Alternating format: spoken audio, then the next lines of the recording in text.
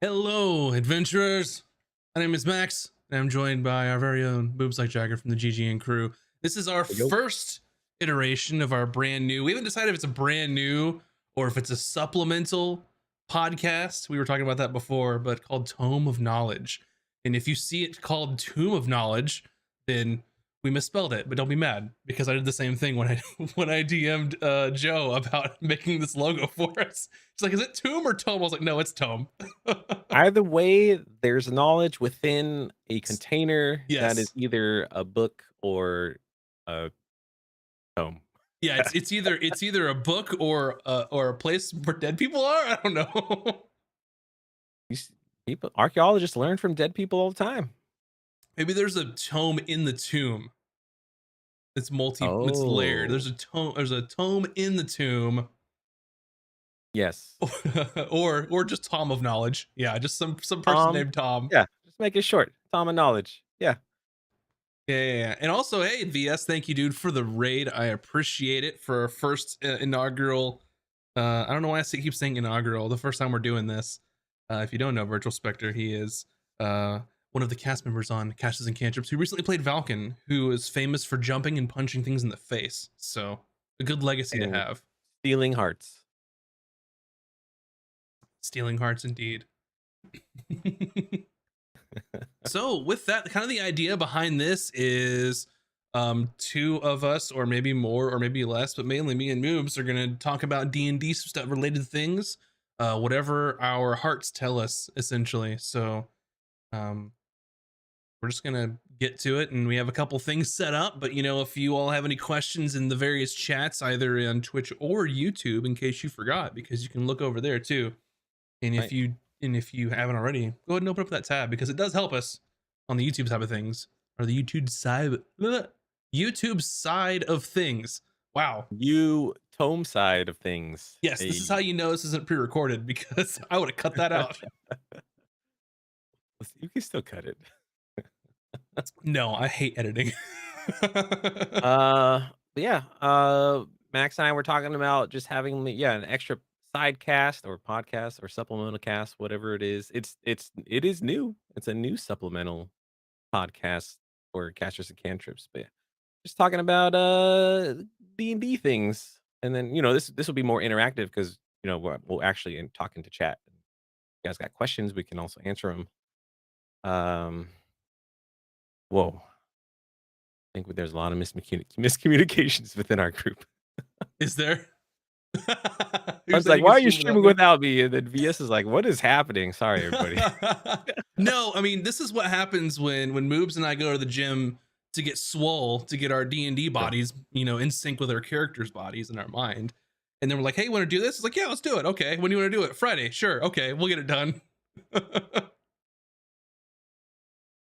Yeah, that's why we need to get VS out here and he can go to the gym with us. Yeah, see, get out of here, VS, go to the gym, and then you can come on the show. Bun, if you want to sit in that chair right there, you can. It's very much off camera, but you'll still be there. Um, yeah, if Bun and VS want to do their own show, then I'm all for it. Sure. The more shows, the better. Theirs could be the Tomb of Knowledge. You were Oh, like slightly off camera. It's cut off power like power stance. Wild Bun appears in the background to bless our stream.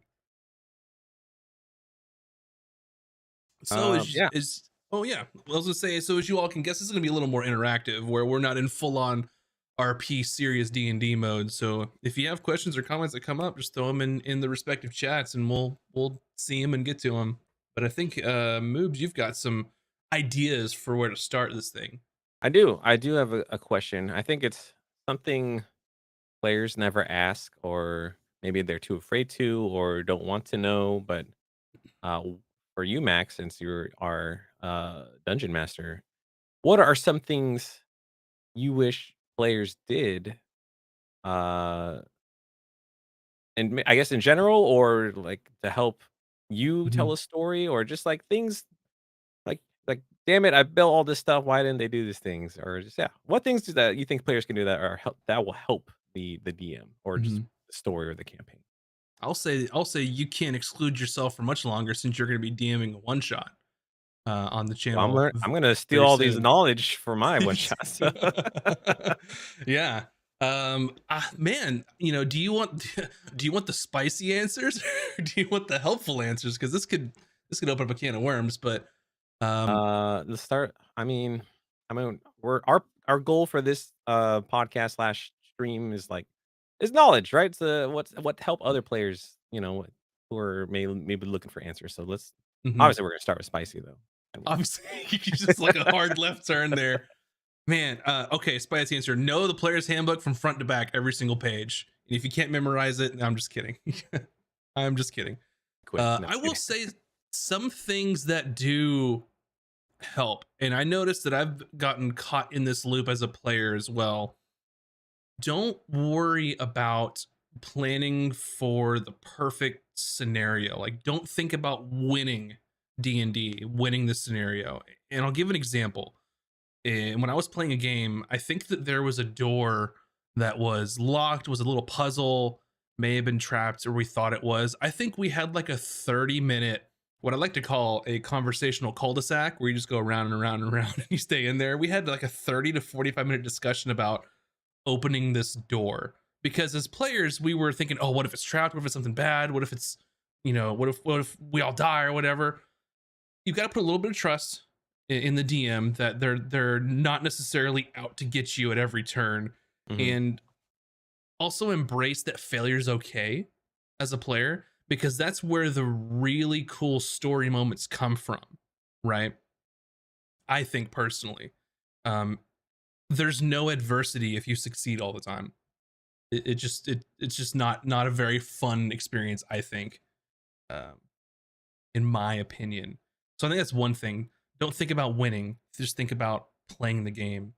Um, Yeah, I think failure tells a better story too. yeah, 'Cause definitely. if you're gonna win all the time, then it's just boring, right? So failure spices things up and makes things more interesting. And sometimes it's probably the most memorable moments. Yeah, 100% for sure. Some other things, and I know that this is the thing that always helps because in D&D, um, one of the many things that have changed over the editions is combat and how it works, but it's very easy for combat to get bogged down. One thing that helps the DM is really knowing your character and what you're capable of, and that way you have your own little slice of D&D where you're aware of your character's capabilities, and that way you can be better prepared for like your turn in combat, right? And I know that sometimes your turn will sneak up on you and you're like, I don't know what to do, or things might change drastically and change your ideas. But I think one thing of keeping combat smooth and moving is just like having at least an idea of what you're going to do when it comes up. And there's some things a DM can do definitely to make combat speed up too. But that's one Yeah. thing is know your character. You don't have to know all the rules. You don't have to know everything about D&D, but if you know like what's on your character sheet and what you can do, that goes a long way.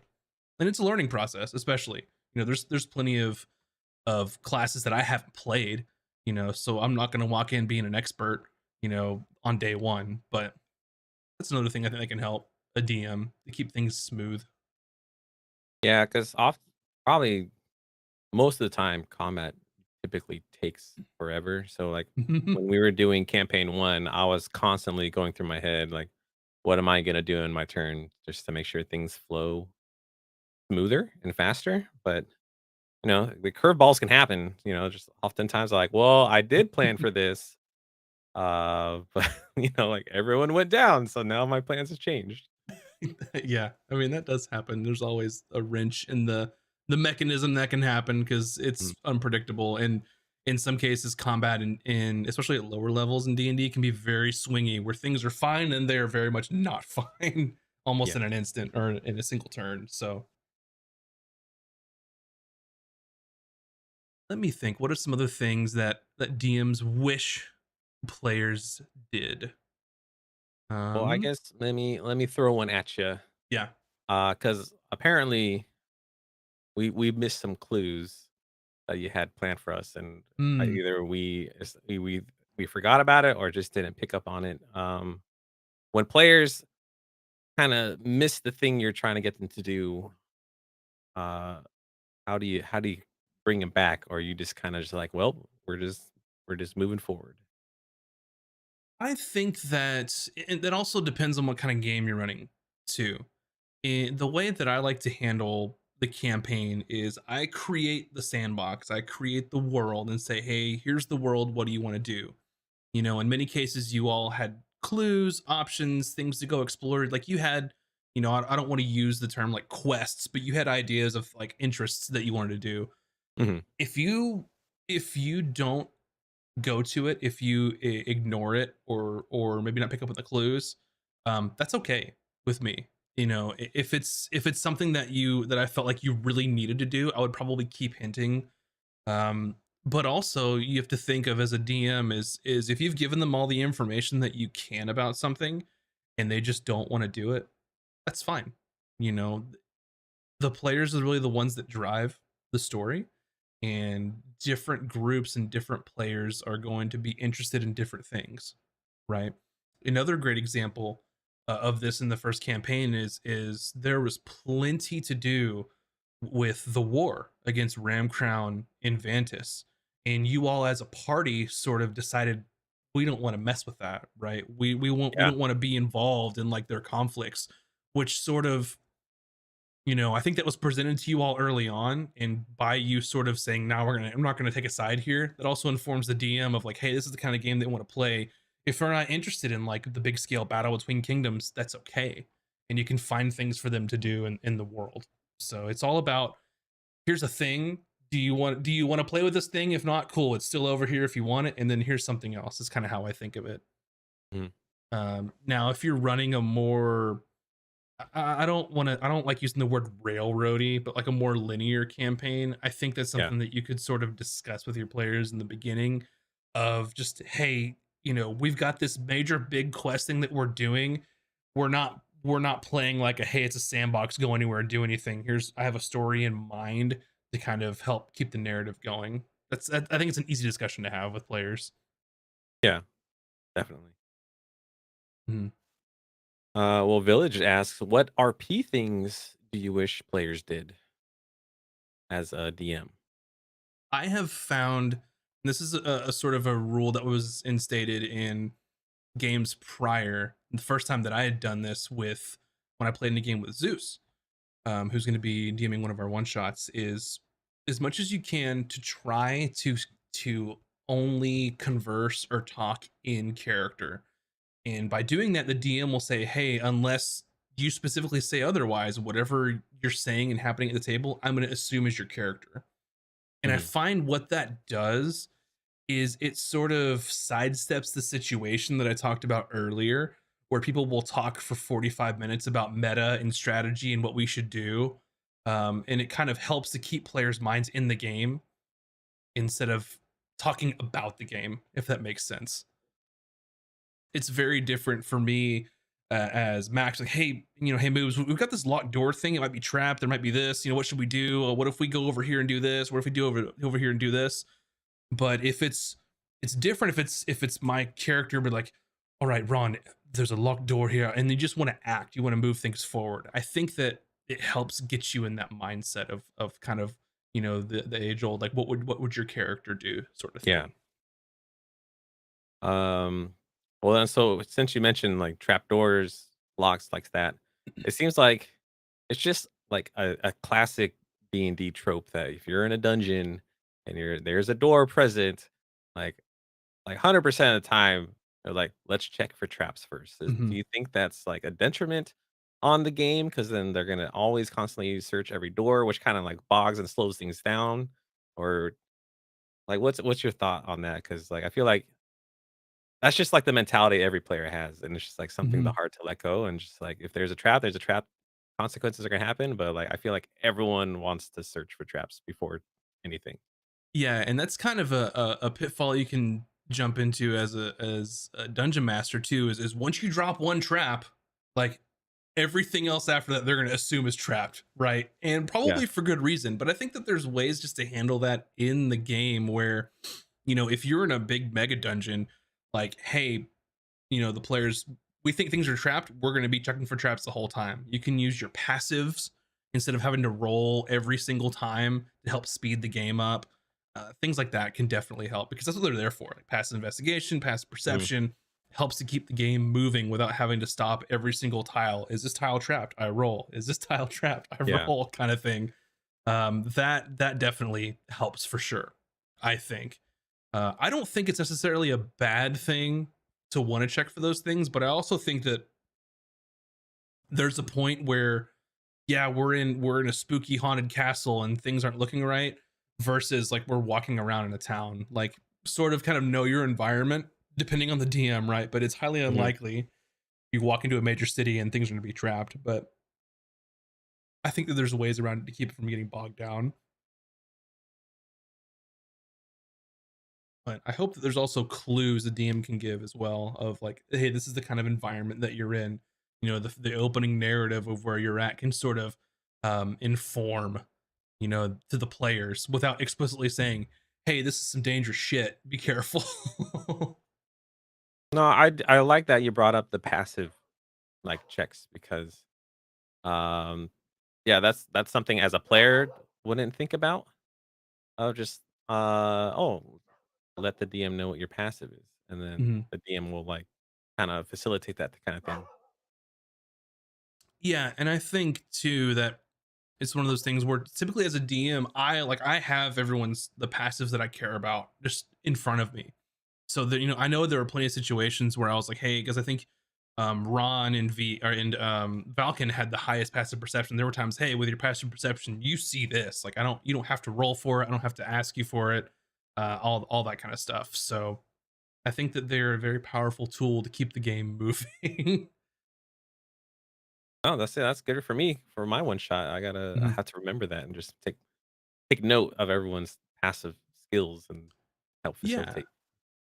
And it also helps on the flip side as a DM. So I don't have like if someone's trying to stealth, or to hide in an area where there's plenty of enemies, like you don't want to have to roll perception for every single enemy because one, they're probably not looking for your people if they're not noticed yet. Just what passives for, Yeah. in my opinion.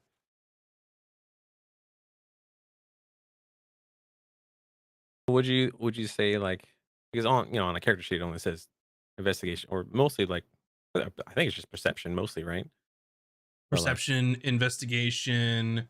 Oh, well you're putting me on the spot. What's the next one? no one Insight. talks about, like, a passive stealth either, right? Because someone's just naturally sneaky. Mhm. I mean, you can. Like in my opinion, like every skill can be a passive to a certain degree, right? Um, so I'm gonna pull up a quick character sheet so I can look at some reference because contrary to popular belief, I don't have every single thing memorized on a character sheet. Um, but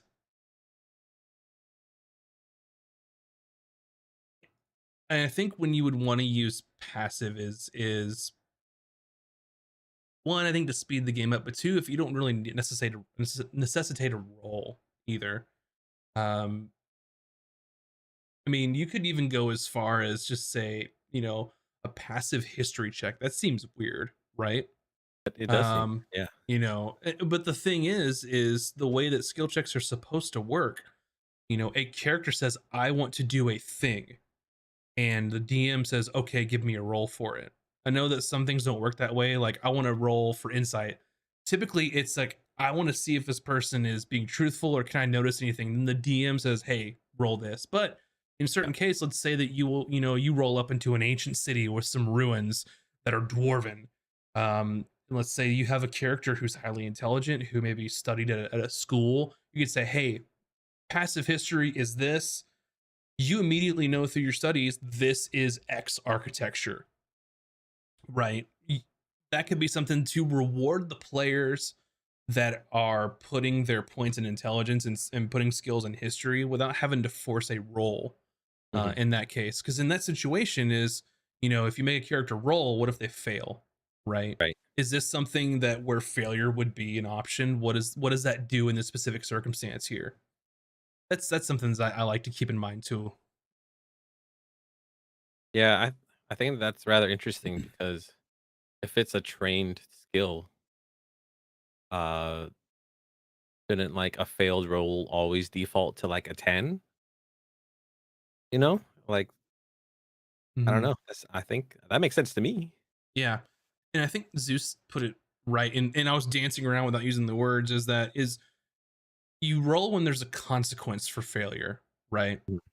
Is there what, is there a reason, like what would happen? It's kind of in some situations I think that I have imposed on you all as like trying to pick open a lock or something like that is, if the lock is a certain amount of difficulty, right? If your character can't open this lock, do they have all the time in the world to do it?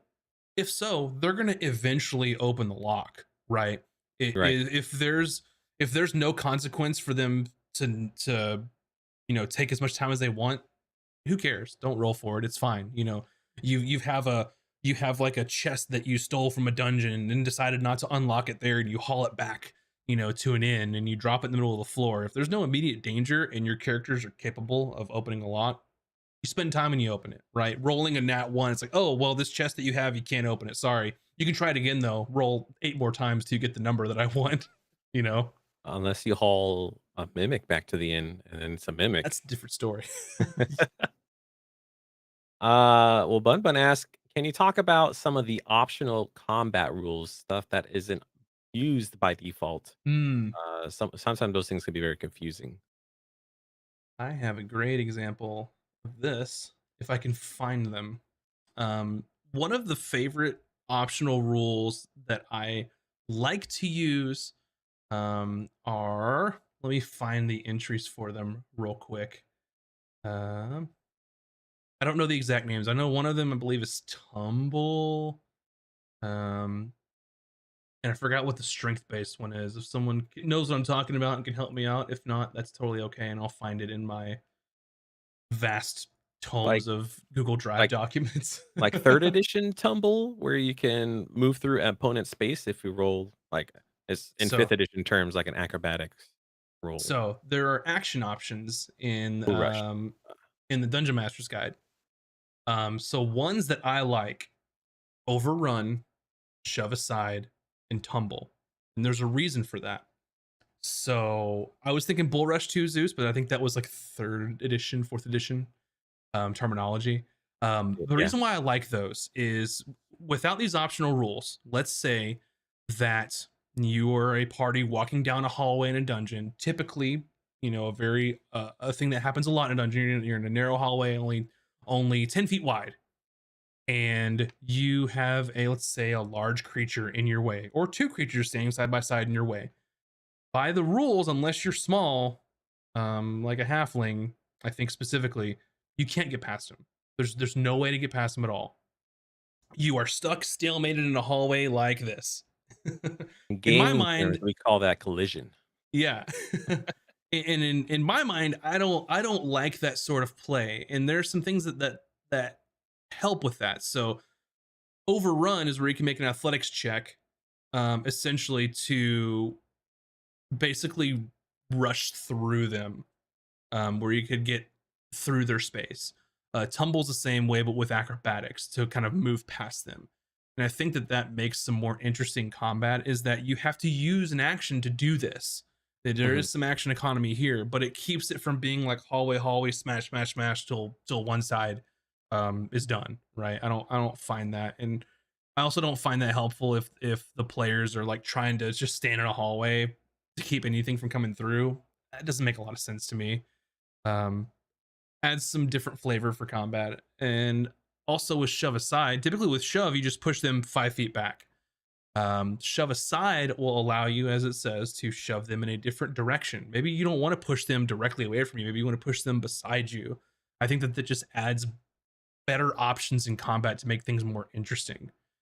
So those are probably my favorites. I will say the ones that I don't like specifically. Um, I don't like disarm, and there's a reason for that. The reason why I don't like disarm specifically is that a battle master fighter has a maneuver to disarm somebody, Mhm. and if they spend their resources or their choices on that, it doesn't feel good if everyone else can do that too. In my mind, so I typically don't like that. There's also mark. I don't like that because it seems convoluted to me at first read. It seems complicated. So that's Mark isn't for me, for sure.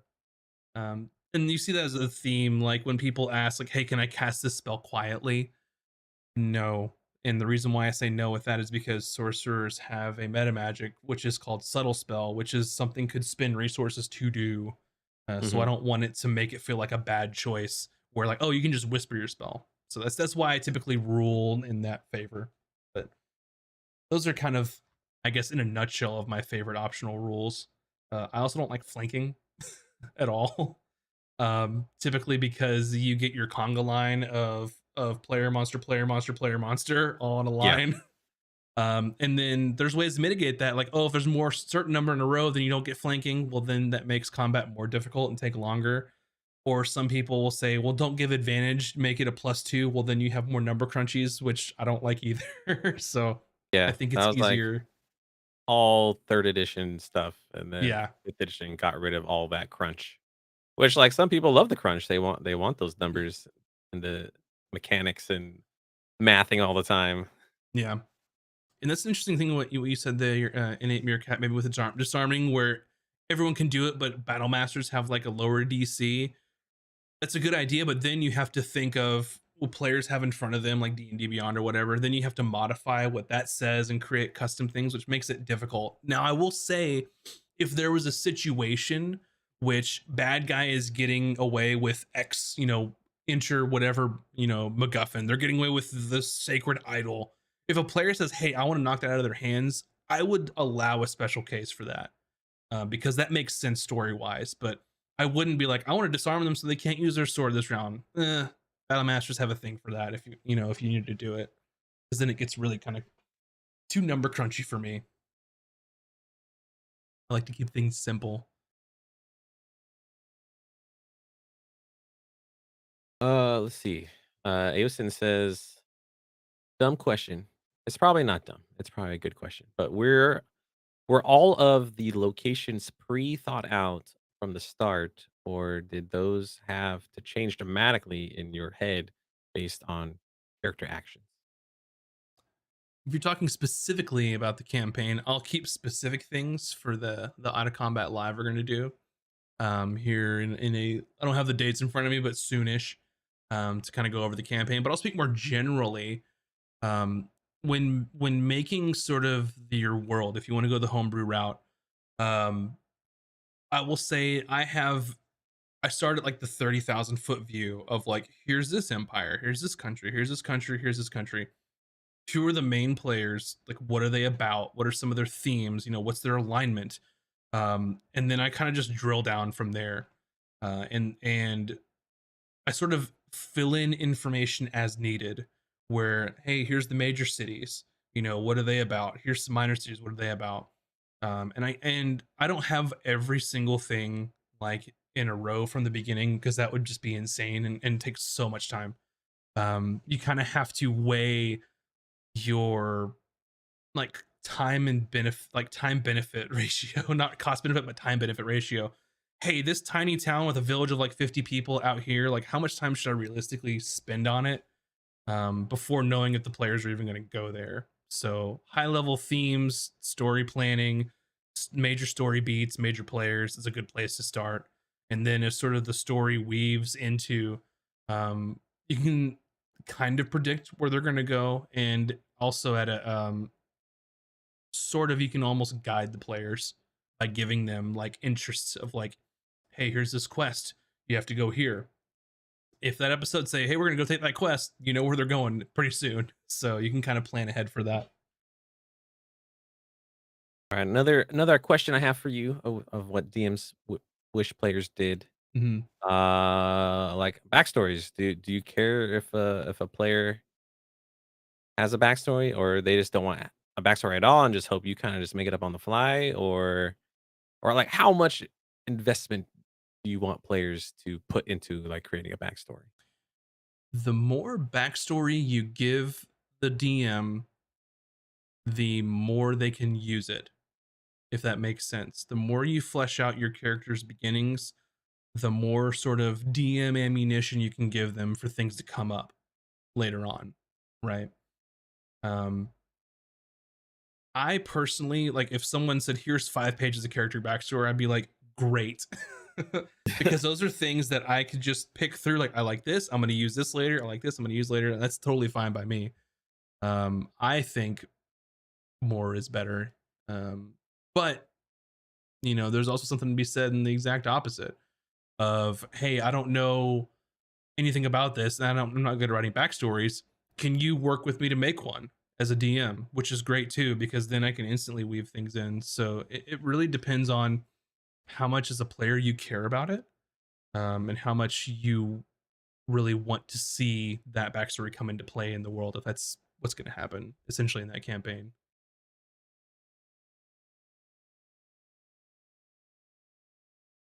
So more can be better, but not necessary. For that question, Village, I think we'll save it for the Out of Combat Live since it's specifically for CNC campaign 1. Yeah, we're happy to go more detail for that show.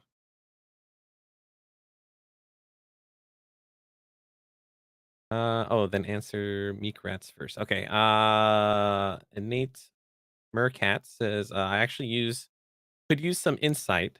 I'm currently building a lizard folk wizard soul knife rogue who is level 7, but I joined this group who are like level 12, and least during combat I'm either doing next to nothing or getting hit like 4 HP, which kind of sucks, but the fun out of it. And it is how I can make this more fun without being a liability for the party. It's gonna Oh, be it's gonna be tough because you're 5 levels lower than the rest of your party, which immediately puts you at a disadvantage, I would say. I, Um, to me, it's confusing. Like everyone has their own DM style. That's fair. If they want to have mismatched levels with their players, that's fine because that's if that's all the players agree to. But to me, that seems unfair. If I was the DM, I would just boost you to level 12 instead of just having you suffer. Aside from that, though, like because we don't really know the style of the DM, Yeah. being a wizard in Soul Knife rogue, distance is going to be your friend. You definitely don't want to be in the middle of combat, especially if you're fighting battles that are more geared towards a level 12 experience. Your soul knives, you can throw them 30 feet with no maximum distance penalty. um with a wizard, you got plenty of range. So stick to that range is what I would advise. If you could pick up improve invisibility, that take do that. take defensive spells as a wizard, learn those, keep yourself protected in combat for sure. All right. Uh, shifting gears now. Hold on. I need to pull up tweet because you did really good copy. It's something better than I said. Oh. Unlocking the secrets to being a better role player. So I guess changing gears or shifting gears rather. Do you think players need to have like a voice, like like a like an accent or whatever to be a Mhm. better role player? No, not at all. I know I like to do voices for all my characters because that's what's fun for me, to like challenge myself to see like I don't know, and for me, it also helps me get into the character to have a different voice than my own. But that's definitely not necessary to role play. What's important about role playing is really, and this sounds like one of those like reverse like definitions, is playing a role. Get into the mindset of your player or of your character, not as the player. Start thinking about using your imagination, which D&D is all about. Is like, okay, what does my character care about? What are some things that they would do in this situation? And one thing that I always do with players is on the D&D sheet that a lot of people skip over, those bonds and flaws, and those sort of things, like really fill those out. And there are plenty of ready-made backgrounds that you can just pick Mhm. some if you're starting out and you're not entirely sure of like how to start. Backgrounds come with ones you can just choose. but in my opinion, you don't need a voice as long as you can understand, like, kind of get in your own character's head. And so for, a great example was with Valken. Mhm, yeah, In right. one of his characters, his characteristics, a personality trait is that he's terrified of undead, right? And you know, you get into a battle and a DM throws, undead creatures at you, you can say, "Oh, I have a personality trait for that. My character's terrified of an undead." Well, what would someone do if they're terrified of undead creatures? And that can kind of help you inform your decisions. And that's what they're there for, to kind of lean on, if you're not sure, like, what my character would do in a certain situation. Like, that's great. And um especially, even better, me as a DM is like, he's like, I take my whole turn to cower in fear, which I think is awesome, as a Yeah. DM. Which, that's when I would, award inspiration. I think I did award inspiration the first time he did that too, because it's just awesome. But uh lean on those, the personality traits, the ideals, the bonds, and the flaws, because that's going to help define what your character is. And then kind of when you get the hang of, like, what your character would do, I think it becomes easier over time. The longer you play that character, the more you kind of understand, like, what their motivations are and things like that. Yeah, I agree. I think it's more important about playing your character rather than having, like, a gimmicky voice. Mhm. Um, 'Cause you also have to, like, if you're gonna do a voice, you also have to be able to do that voice for, for X amount of hours. Like, for us, it's like 3 plus hours. Yeah. Can you maintain that voice for 3 plus hours? Then, yeah, if it's not a problem, sure. If you're straining your voice just to be this character in your head that you want people to portray you as, then it's not a good voice to do. So, and also, I think for advice, if players are not comfortable doing voices, then yeah, don't do it. Like, if you don't feel comfortable doing a voice or character or an accent in front of other people, uh, yeah, just be you, but play your character. Yeah, and I think even if I don't, even if I wasn't to use a silly voice or an accent or whatever, just by how you say things and what you're doing is enough for people to understand where your character's coming from. And I think there's also a lot of discussions you can have with the group, like, outside of the game, and just being like, "Hey, I'm new to role playing. I'm going to try this out." You know, just talk to the other players, right? It's your group of D&D should be a fun and, like, lighthearted and, like, sort of safe space to, like, try things out. I mean, there's been plenty of times in games that I've played, it's like, "Hey, I'm gonna try this voice out. I don't think it's really, like, dialed in yet, so, like, don't, if it changes 3 times during the game, like, don't mind me, as I didn't have time to practice it or whatever." That's totally okay, because in the end, hopefully, you're all just friends and want to play a game together and have fun, right? Yeah, And I totally get it, being, like, nervous, even to just role play in general, because I mean, I'll say, like, the very first time, it's weird, right? It's like, hey, are they going to think I'm weird trying to do this? But you've got to kind of, find the people that you want to play with, that are doing the things you want to do, right? yeah. It's kind of like it's funny when we introduce new people into role playing or just tabletop gaming like Dungeons and Dragons or Cyberpunk or whatever adventure like the White Wolf games. When we bring people in, they assume, I don't know for whatever reason, I don't know, but like, do I have to dress up? And we're like, what? Like, no, what do you mean dress up? You're like, at least yes, wear clothes, but like we're not we're not like wearing cloaks and have bows and arrows and like greaves and spalders or anything like that. Yeah. Yeah, and I think that's something. I mean, if you want to dress up, if that's your game, like, go for it, because that can be super fun too. Like, I had fun when I was dressing up as the vampire lord. That was great. I wouldn't want to do it every single time, which, that's my personal opinion. But Yeah. yeah, I mean, go for it. I don't want to I be Ron every stream. Yeah, yeah, yeah. And I get what you're saying there, Meerkat. So if you're in your head, if you're a lizard folk with a raspy voice, like, yeah, don't kill your vocal cords.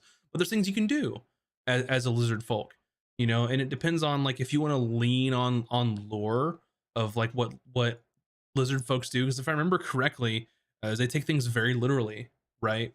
Um, you could go that specific route of taking everything literally and kind of being, um in that vein. And I would look more along at like I might actually do it right now just because, you know, because I haven't played Lizard Folk in my player tenure. But as I know that there's some specific things that they talk about. Let's see. I think this is some of the legacy stuff when they were a little more explicit in like what the different sort of lineages had going on. But Yeah. you can always look at some like older like materials of like to kind of get an idea if you have nowhere to start from. Is they're out there. Um, but yeah, they have an alien, an inscrutable mindset where their desires and thoughts are driven by a basic set of principles. Um, yeah. It's like more they're more primordial. They're like more primal. They're driven by basic instinct. Hmm. Yeah. But I mean, you can play Lizard Folk however you want, but I think it's important of is if you don't know where to start, um, go find research, go figure out what other people do when they play Lizard Folk. Look at what some of the old lore have in there, and you know, or talk to your DM, be like, hey, what are Lizard Folk in your world like? You know, because you know, let's say that in my world, Lizard Folk are old nobility that are you know sitting on hordes of wealth. And I mean that might change your outlook of how you want to play your Lizard Folk. I think that'd be a hilarious game. They're like a bunch of old barons that, that you know have all this wealth, but you know, talk to your DM too, for sure. Let's see. Bun asks, "How do you feel about inspiration?" In my experience, so often it only gets given out to players who make the DM laugh. Some DMs even intentionally do it that way. Do not like that. And specifically, is like some people like are naturally more charismatic than others that like know when to make those like jokes and story beats and make people laugh, and that sort of doesn't reward people who aren't good at that, right? It's almost like if someone gives a great speech and you make them pass the charisma check without having to roll. Like I don't like the way that goes either. But for me, that's why I lean so hard on those personality traits, flaws, bonds, ideals, because if someone directly speaks to their character's flaws, even in a scenario where it doesn't benefit them at all, that to me is inspiration worthy. And I'll go back to the to the Falcon thing I spoke earlier. Like spending your entire action of doing nothing but being afraid doesn't help your party at all. In fact, it hurts them. But you're sticking to your character's personality and like, hey, in this scenario, I know they are terrified of undead, and this is what they're going to do until they can put themselves together. To me, that is definitely inspiration worthy. Now, every table can do it differently for sure, but I think that's a really easy way that anyone could get an inspiration. And I recommend the players to say, "Hey, I'm leaning into this personality trait because of this, even if I know it's gonna, you know, be a suboptimal turn. That way, it's a key for me, the DM, being like, "Oh, what is that trait? Oh, that's awesome. Have an inspiration." So that's why how I like to do it anyway. Do you think there's any diminishing returns for that though? Like if they do it every single time, are you gonna always award them inspiration? I think that's where it becomes situational, um, specifically. So you know, if you every time you wanted an inspiration, you know, you cowered in fear or something like that, I wouldn't. I would try to use my best discretion of if it's a genuine RP moment or if they're sort of fishing for inspiration. Yeah. And that's sort of a little more nuanced. You just kind of have to play it, like make a game time decision there. But um, yeah, I think that you want to avoid that scenario of them just trying to like game the system to get inspiration. As Village asks, as a DM, how do you feel about the balancing of classes? And do you address with your you address it with your DM style? I'm sorry. Can you rephrase that, Village? I've totally butchered it. Yeah, I kind of get what she's saying, and I know there's the big discussion are the disparity between martial characters and like spellcasters and stuff like Mhm. that. For me, um, like balancing of classes. and also balancing of parties is also comes to mind too. For the balancing of classes, I am not confident in my own ability to be like a game designer. I'm not going to mess with classes and stuff too much because, especially as a DM who's only has one campaign under their belt, I'm not confident enough that the choices I make now, what their ramifications will be later, whether good or bad. I'm definitely not a game designer. So I don't like to mess with those too much, but um, I try to trust in the balance, and then I also try to augment things with already existing systems, rewarding feats, rewarding with magic items, boons. Those are all things that are in the game that you can use to sort of help those situations out if you think that maybe they're not as strong as they could be, or in that case, or if you want to give them something a little extra. That's what I typically use to kind of keep things moving along, like in progression wise. And I know this isn't the question that you asked specifically, but there's always a question about like party makeup. Like, do we need a healer? Do we need a tank? Do we need, this? Like, no, no, because part of the DM's job is to make sure that the adventure's fun for whatever party they come at you. You know, if everyone wanted to Mhm. play a warlock, great. That's been a joke a long time in my friend circles, an oops all warlock game. But like it's fine. There's not it's not like an MMO. You don't need specific um archetypes to make a game work. If and as a DM, if I was in a game and no character had any healing capabilities whatsoever, that's fine. You know what? There's potions they can get. There's plenty of other things they could do. You could introduce, things in town that could help them. Maybe they find a priest who can heal them in between, or do things like that. Opportunities for short rests that are built into the game, that kind of stuff. All right, Village got another hot question. What can new DMs learn from you since you have just freshly gone through the DM process for your first campaign? And then also to Moob since you'll be DMing soon. Oh God, don't start off with homebrew. Oh man, I would say is if you're new to DMing, pick up a module first. Um, and this is sort of is like a do as I say, not as I do, because I jumped in head first and made my own homebrew world and do all these things. But if you really want to kind of dip your toe in the water of DMing without going head first all in it, find a module and run it first, because there are multiple facets to DMing, and trying to learn them all at once can be overwhelming. If you already have an idea of what the story is and the story beats are, then you can shift your focus on how do I DM in the game and how do I run combat, because they're all very different skill sets, in my opinion. Um, I agree because I did those same things where mhm, um I would create my own town because I didn't want to run a module. And yeah, then I created the whole town. I was like, oh, great. Well, then the town needs a blacksmith. It needs a smithy. It needs a housing district. It needs business district or marketing and all this other stuff and temples.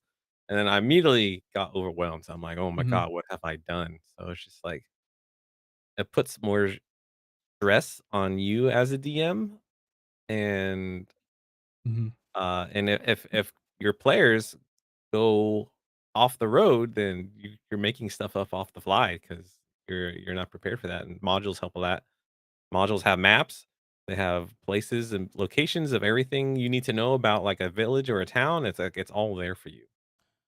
Yeah, and I think for me specifically is I've played so much D&D and have dove way into the books and everything. Is like I was confident in my ability that, hey, I'm pretty good at improv and going off the cuff from, so many years of streaming, and then and being sort of a theater kid back in the school days. In some ways that helps. Like I'm good at improving, I'm good at going off the cuff. I've played so much D&D that I'm confident with how combat works and how it can roll into those other things. So I think, in my opinion, I had some of those things sort of. I was already readily prepared for those. So for me, I felt like it was a little easier to dive into the unfamiliar territory of like, let's make a story and make a world, but you don't have to do it in a vacuum. talk to people, talk to your old DMs. Hey, what did you do? How does this work? How did you handle this? Look at online resources. Don't try and reinvent the wheel of DMing because it's been going on for decades and decades and decades. Even advice that is 15, 20 years old can still apply for what's happening today, because even though the systems are changing and some of the rules have changed, the idea of DMing is, it's been around for a while. And I think it's important for any DM to figure out how to manage their time. Like how much, you can definitely over prepare, you can under prepare too. Of trying not to get caught in that trap of I spent 26 hours preparing for this, you don't have to do that if you don't want to.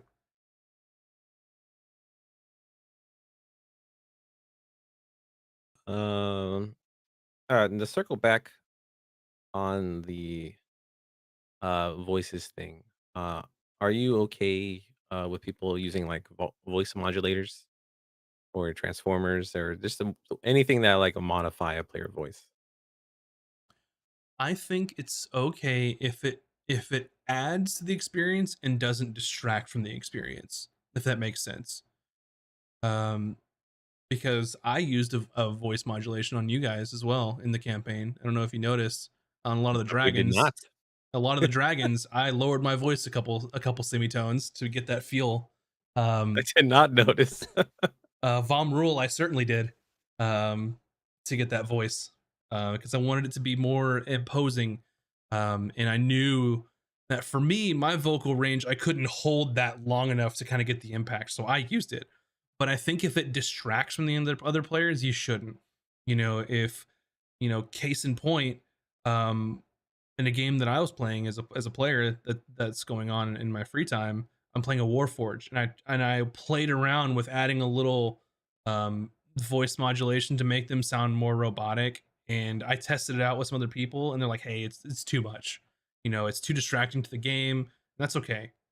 You just kind of have to figure out what you think is good, and then talk to the rest of the group, because I don't think getting that one little extra voice thing is enough if it distracts from the game as a whole. And you can use your imagination. That's what it's there for. So it can help, but small doses probably. Mercat asks, how would you react if a player character would like to keep an item that was kind of meant likely not to stick around, mainly magic items, because their DM had a fight with a hag with a bell. After the fight, they attuned to it and found out they could summon swarms of undead hands. Whoa. Hmm. What would I do as a DM if a player had an item that I didn't want them to have in the first place? That's Yeah. tough. That's tough. Because you kind of have to think beforehand of anything that you say is there, the players might try to get it. Ultimately, right? And it doesn't feel good to necessarily take something away from a player. Like, hey, a couple ways you could handle it. One, talking outside the game, and like, hey, you really weren't supposed to have that. I think it might break the game. Maybe we talk about a way to either tone it down or to kind of change it a little bit. And I think those discussions are okay, because ultimately you want everyone to have fun. In game, I think it's a better conversation out of game. But in game, in my mind specifically, you got something from a hag, that thing's cursed. You didn't know it was cursed. It's cursed. Yeah, you can summon swarms of undead hands, but it's not going to be a good time for you, kind of thing. If you wanted to do it in game, or specifically, another option is you've got that bell. Maybe that hag continually comes after you and tries to get her property back. Or if that hag is dead, usually hags have a coven. Her sisters come for you because that bell belongs to them. Another way to do it is present the player with something that they might like better, and make them trade for it, kind of thing. A lot of different ways I think you could maneuver around that. But I think if it's like a game breaking problem, that deserves an out of the game discussion in sort of a meta conversation with the DM. That's what I would want to do. It's like, hey, this is kind of broken. Like, I didn't expect for this to happen. And I think if you have those conversations like openly and honestly as just people playing the game, I think that it goes over a lot better than just a DM taking something from you. Because that never feels good in game. I don't think. Village asks, what is both of your advice on making custom magical items? For me, um, goes back to the game balance thing. I look at what other items currently do for that specific like power level, and I'll adjust things, either slightly or drastically, depending on the situation that I want. That's kind of how I look at it. Is what already exists out there, so I don't go overboard or underpowered, and figure out what I want for this thing for the situation. So Bryn's case, with her spear or her javelin, I looked at a couple of the magic items that did this. That, hey, I like this. This is cool. I like this. This is cool. But this is the weapon type I don't want it to be. I want it to look like this. I want it to do these things, and I just change things up. Because typically, some easy wins are usually, it doesn't matter too much if it has sort of an elemental component to it. Just change the element or change the damage Yeah. type. More often than not, it's not going to matter too much. Yeah, some enemies resist things, more often than other things, but ultimately, if that, you can change it to whatever you want and it'd be fine. I think in most cases. And for me, I'm all for it. I like giving players something that's unique so they feel like it's theirs and it's special to them. Like there's no other item like it in the world. But in my other group, my friends and I also like power fantasies, so we kind of go a little overboard on those types of things. Because we want to feel badass and we want to fight super badass things. Like one campaign I ran for my friends, it was there was 4 legendary items in the game. So like I was already planning for that like power creep. Um, but they were essentially legacy weapons, like from I think it was 3.5 introduced legacy Mhm. weapons. And so as the characters leveled up, so did their weapon. So uh and that it kind of I want to say sucks, but like you're kind of pigeonholed to that weapon or item because it's growing and leveling with you. But yeah, but like I like doing stuff like that. I do too, and that's what I did with Valken's weapon with his sword, Yeah. um, specifically, and I think that there are some, and I think the only ones that do that in D&D that are specifically written out that kind of grow with the player are, I think, the weapons from the Wild Mount, the Critical Role book, have some things. I think it's um, I forgot the name, the something of Divergence. My brain's blanking on them. I'm gonna look it up so I don't get it wrong. I don't even know, so it's all I'm waiting on you. Vestiges of Divergence, I think, but they're basically artifact weapons. And one thing that I did, thank you, yeah, the word vestiges just left my brain for a moment. But I like the idea of and you can use it sparingly. Like, you don't want to do that all the time because sometimes players like to get new shiny things. I do. But case in point with Falcon is he had a +1 sword that was cursed. When he reached what I think was an appropriate level, it got other stuff. And in this case, with him being a monk, I said, hey, what are some cool spells that could be used as a monk? And what can I put on this? And how can I flavor it? So essentially, his two options with this sword were haste or spiritual weapon. And that's what I started with on that, and then figured out the flavor and the mechanics around how to use them and things like that. And then in that case, it only leveled up for him once. Actually, that's not true because it did it again at the very end. But then some things happened, some conditions had to happen for it to sort of unlock the third phase of it, without going too much into spoiler details for this podcast, anyway. Aeon Six says, "I know this is D&D focused, but what are other systems that either of you enjoy playing?" I've played some Burning Wheel, which is fun, but I really really Burning Wheel Light, which if you were back when the channel was Maximus Rake like 5 years ago, it was streamed. That's some fun times. Um, I enjoy Stars Without Number for space sort of situation. I've played that. I ran that actually many, many, many years ago. Um, that one's great and has that sort of I use a lot of those components in Stars Without Number because they have DM turns, because in those they you have like corporations and like other government entities, and they give you rules to allow things to happen in the background while the players are doing things so the world feels alive. I've used those rules in D&D too. Blades in the Dark is super cool. If you haven't played that, it's very heist focused. It has some great rules in that where you can sort of plan um, your heist, and then it has a situation of like you get into an obstacle, you can spend sort of points, be like, oh, we would have planned for that back in the planning phase. It keeps you from having to plan a whole heist in the beginning and just jump into it and say, oh, I would have had ropes. I'm going to use some of these resources to say we have rope now, which is super interesting. Trying to think of anything else that I've played, but not recently. I don't know. I I like D&D so much, and I'm very familiar with it, and I know the rule set so well that it's easier for me to play D&D. Yeah. Um, It's always daunting trying out another system. Like, I've never played Pathfinder, mhm, and it's very D&D adjacent, so I don't think it would be an issue, but, I played Mutants and Mastermind. That was a lot of mhm, fun. You're basically making a superhero or supervillain and giving yourself a bunch of powers, and it was a lot of crazy fun. I've also played Adventure, which is mhm, kind of like a noir, that kind of theme era RPG. Let's see. I played Call of Cthulhu a couple times. mhm. I think Call of Cthulhu is a lot of fun, but it's not something that I want to do like a whole campaign on. Like we mostly just did one shots.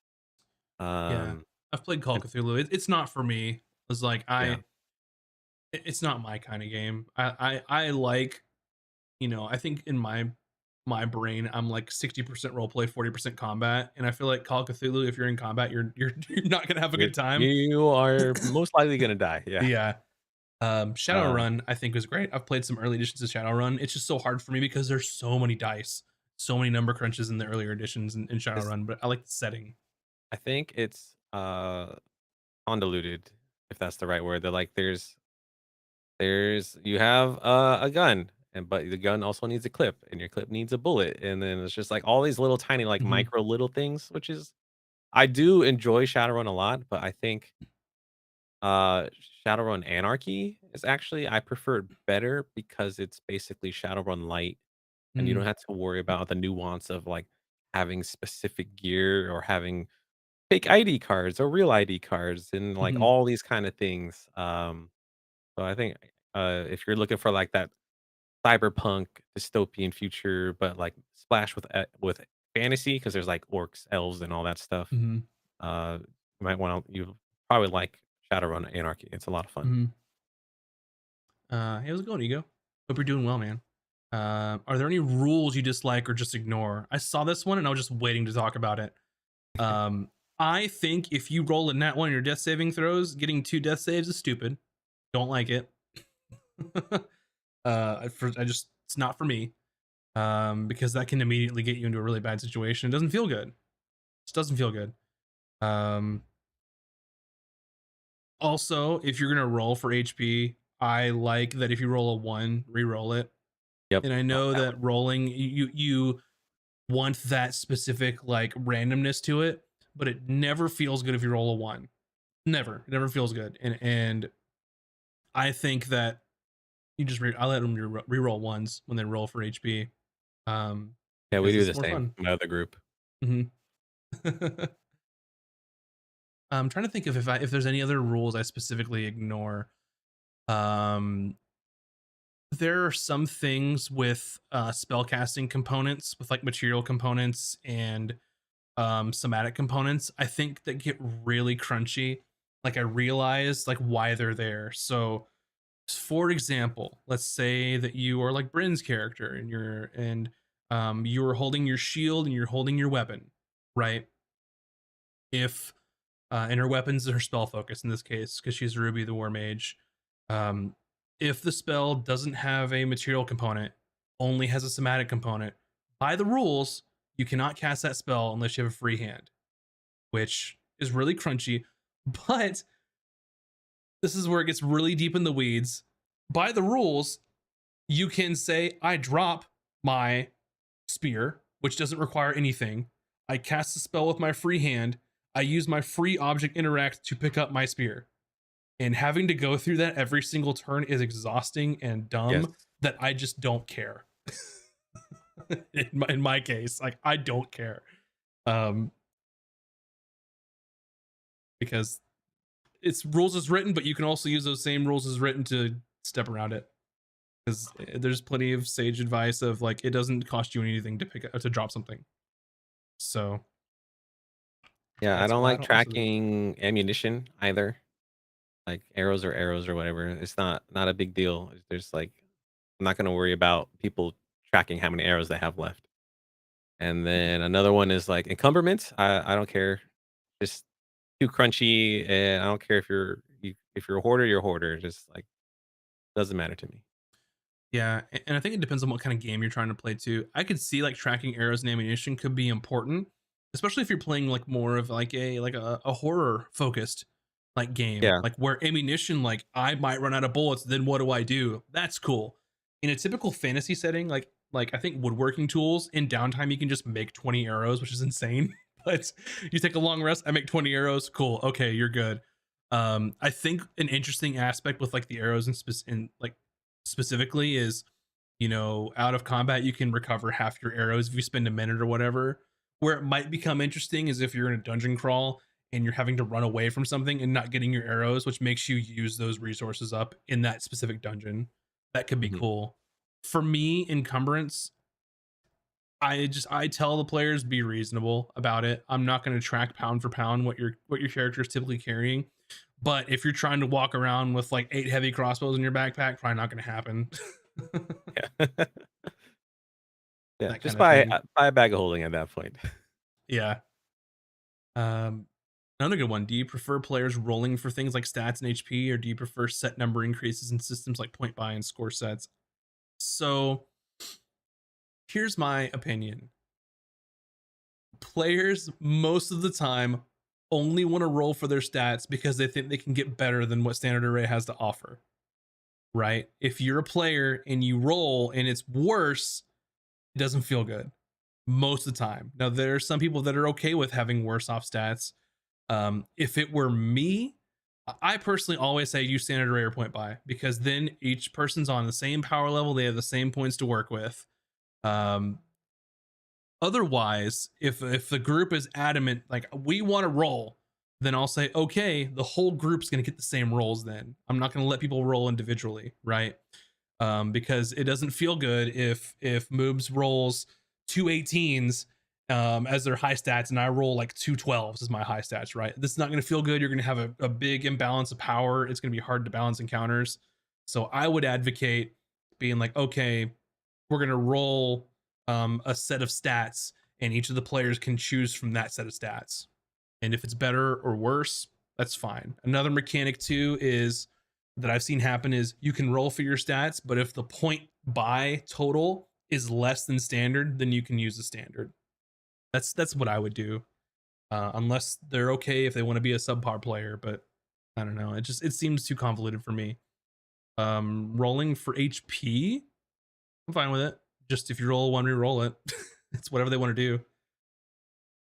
As a player, I love rolling for stats because I want that 218 scenario. Like I don't care if I have 3 8s as long as I got like 2 18s, I'm happy, you know? So for myself, I am all in favor of rolling for stats. But there's like a lot of ways you can kind of spice that up to so where people won't have like yeah, if you roll shitty, then it sucks. But what I kind of do with my other group, we roll 3 sets, and then you have to choose like all right, you pick two of the highest stat from one set, and then from another set you have to pick two lowest stats. So it kind of Mhm. balances unless that person just rolled ridiculously lucky Yeah. and then can have god stats. But there's like interesting ways you can tweak it where like if you plan on playing like an overpowered campaign and you want that power fantasy, then like yeah, roll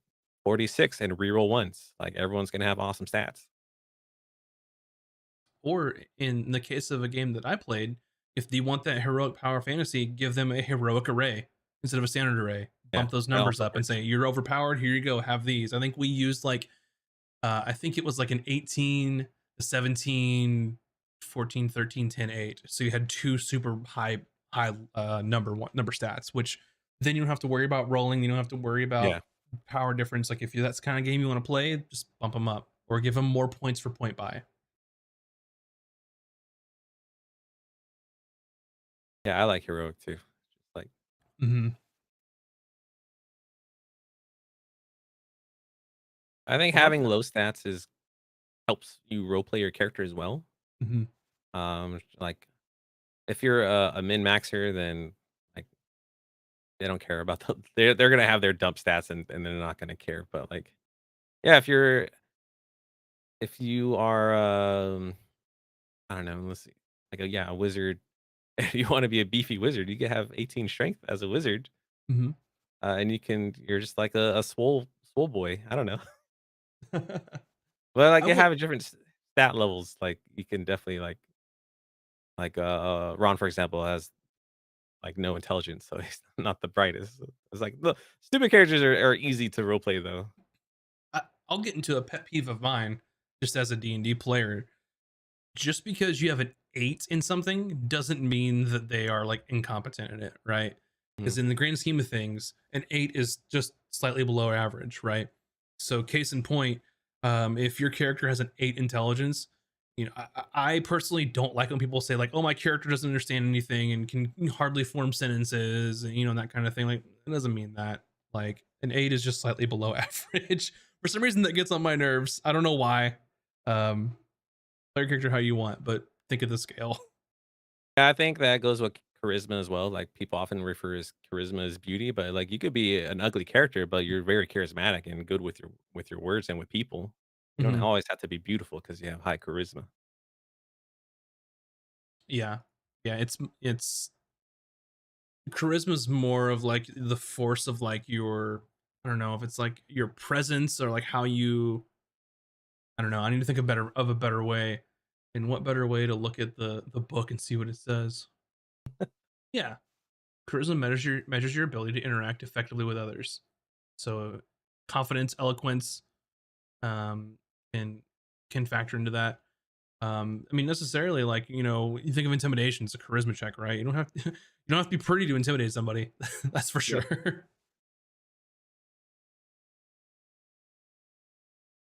What let's see. Yeah, it's kind of I always question the whole like intimidation is charisma, but like would you as a DM be okay to substitute charisma for strength? Like if you're a big beefy dude, like it doesn't all you always have to have good charisma to intimidate people. I think that there is a line, like an abstraction between strength and charisma, right? Because it would require charisma to be able to get the point across to intimidate someone, as in, like, if you don't do this, this is going to happen to you, kind of thing, like intimidation. Just because you're strong doesn't mean that you can impose like your like presence on someone, right? You could be like a super buff like dude with a low charisma who just sits in the corner, and then when shit hits the fan you go off. That's not intimidating, that's just violence afterwards, right? Mm. I think charisma is an important part of that. I know some people will just trade it out for strength, but being strong is very different than being able to intimidate someone based on like your charisma, in my mind. I don't know, what are your Yeah. thoughts on that? I guess it would depend on the situation, Hmm. right? Like if you're just talking to someone and you're just trying to flex your muscle. But if like you're trying to show a feat of strength to intimidate someone, um, like I guess for example, like you're trying to get information out of somebody, and then you have your big beefy dude like bash something with their hand and it obliterates an object. Then I think it would be make sense to because it's like a feat of strength rather than like charisma, but Hmm. it's very situational. Hmm. Yeah. Village asks, "What are your thoughts on crafting tools and their use outside of crafting scenarios, such as blacksmithing, history checks?" I think it's great. I welcome a player to try and think of ways outside of the box to make their tools more useful because there's not a whole lot of use for them, to be honest. Um, for example, I was in a dungeon crawl, and was trying to get a door open that was locked, and I don't think anyone's had were able to pick locks. I said, "Hey, I have carpentry tools. Can I use my carpentry tools to figure out like how this door, this big wooden door, is made, and if I can try and use some of those tools to essentially defeat the mechanism or something like that?" Like that's a great use of it. Um, Now, tools for like checks specifically, I mean, yeah, if let's say that your person is, has smithing tools, right? And you're trying to find, let's say you have a sword. I'm just like making stuff up on the spot here. So this might not be the best example. You find a sword, maybe you can use your blacksmithing tools, like, oh, what metal is this? How is this made? Maybe you could tie this. Oh, well, there's only one place that you could find this type of metal, or I know of only a handful of smiths that could do this kind of work. Like that's awesome. Yeah, I'd welcome a player to try and use those sort of things.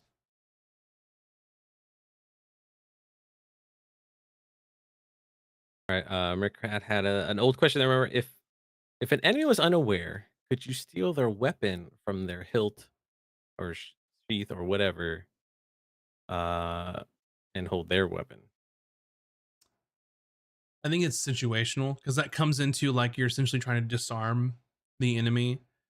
I don't know, it have to be in the moment because in my mind I would want to be like, what's your intent here? Are you just trying to disarm the enemy, like to take them out of the fights kind of thing? That's kind of where I would go in that case. um I don't know, that's super situational. It's kind of hard for me to, because in a real game I would make a game time decision based on what's happened and like what are the characters at. It's possible, um but I don't know. It depends. It's not a great answer, but a lot of D&D is it depends, I think. Yeah, a lot of D&D is also in the moment type of thing as well. Mhm. Because you have like unlimited creativity and ideas. Like you're in the Yeah. moment. You're like, what if can I do this? And then it's always like, sure, let's see what happens. And I also like to welcome the idea for characters to think outside the box too. That's what I like about brand new D&D characters, or D&D players, I should say, as well. Brand new players don't have this notion of what I can and can't do in D&D, and they usually ask the coolest questions of like, "Can I do this?" It's like, "Well, that's super cool. Yeah, we can try it. Let's see what happens." I miss that as a veteran D&D player. I wish I could remove the information and just relive those like, wanderlust situations where like I want to jump off this dragon and do crazy things or just like out of character or just like the I don't know, I'm not saying this right, but like the youthness of playing those dragons. Mhm. Yeah. I like to reward people thinking out of the box because it's fun. It is fun. Well, I think we can wrap things up. Yeah. I hope this was informational and provided knowledge. Yeah. I hope that you got a sneak peek in the tome of knowledge and got some knowledge out of it, hopefully. Um, but what I will say is this is going to be a regular thing. We're deciding on, I think we're going to do it weekly, but not next week because I'm not going to be here. So weekly, but not next week. So we're gonna try and get a date or a specific day nailed down for these because Fridays obviously aren't going to work in the future because we got D&D to play. Um, but I will say, hope you all enjoyed it. If you can think of any topics, throw them in the chat, throw them in the comments if you're watching this um, after the fact. But thank you all. And I think one last question to leave you all with: of as a DM, do you think a hot dog is a sandwich? Absolutely, it is.